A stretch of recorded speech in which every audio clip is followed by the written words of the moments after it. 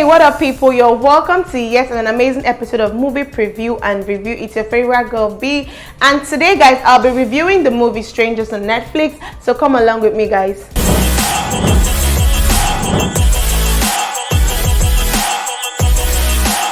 So guys, I'll be giving you the summary of the movie before we go straight to the review. Alright guys, this movie is an inspired true life story. It follows the story of a boy who deals with disease and despair in a remote Nigerian village until an unexpected source of help changes his life. Strangers was not a bad watch. I liked the story. It's not anything new. The actors did not do anything extraordinary, but still, it's a moving account of a young man's life journey. I liked the settings. Character development was really good. Plot progression was coherent. I applaud the attention to details. Example, the infected leg looked realistic. The limp was consistent all through the movie. Villagers looked like villagers. Most importantly, I liked the themes addressed. This movie talks about life, death, determination, perseverance, kindness, and at the center of everything, this movie talks about humanity. We see so many stories that highlight man's inhumanity to man, so it's really nice to see movies that also highlight that there are still some good people out there. Moving on, it seemed to me like this movie had two parts, so I'll address it from that angle. Part one, the first hour of this movie was about the young Adetola, his illness, recovery, and his subsequent good luck. I really liked the first part of this movie. I liked the young actors who played Adetola, and I must say that Bimbo Oshin carried her role really well.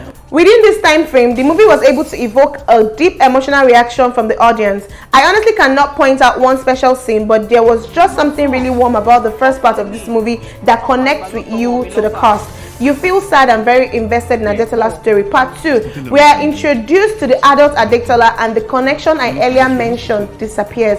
The moment Adedimeji Lateef came up on screen, the movie took a downturn for me. Please don't get me wrong, Adedimeji is a talented actor, but in this particular movie, there were so many cringe moments I just couldn't deal with. Adetola as an adult should have been the high point in this movie, but that was not the case. This part of the movie was boring. The only reason I watched it to the end was because I was already attached to the young Adetola story. I like the fact that young Busayo and the adult Busayo had a striking resemblance, but I did not particularly like the person who played the adult Busayo. Her performance just felt cold and distant. Even though she was supposed to be in love with Adetola, there was just no emotion there. I felt like this movie was so focused on teaching lessons and showing how much Adetola struggled that it neglected some other aspects that would have really elevated the entire experience. I strongly believe that a more wholesome relationship or interaction between Adetola and Busayo would definitely have made this movie. Let me round up by saying I rolled my eyes a lot while watching this part. I did not understand why they struggled so much to pay his fees because the Macaulays were not doing that bad. The scene where Adetola told Busayo, "I can marry you now," was just off. I absolutely hated the last scene where Adetola was awkwardly holding the dog, almost like a dog is a sign of success. The poor dog must have been so uncomfortable. It looked forced. Even though it was earnestly directed, this movie lacked any dramatic fireworks. Strangers had potential to be more, but unfortunately was unable to rise to greatness. If we're being honest, Strangers is no better than the movies on African Magic Yoruba.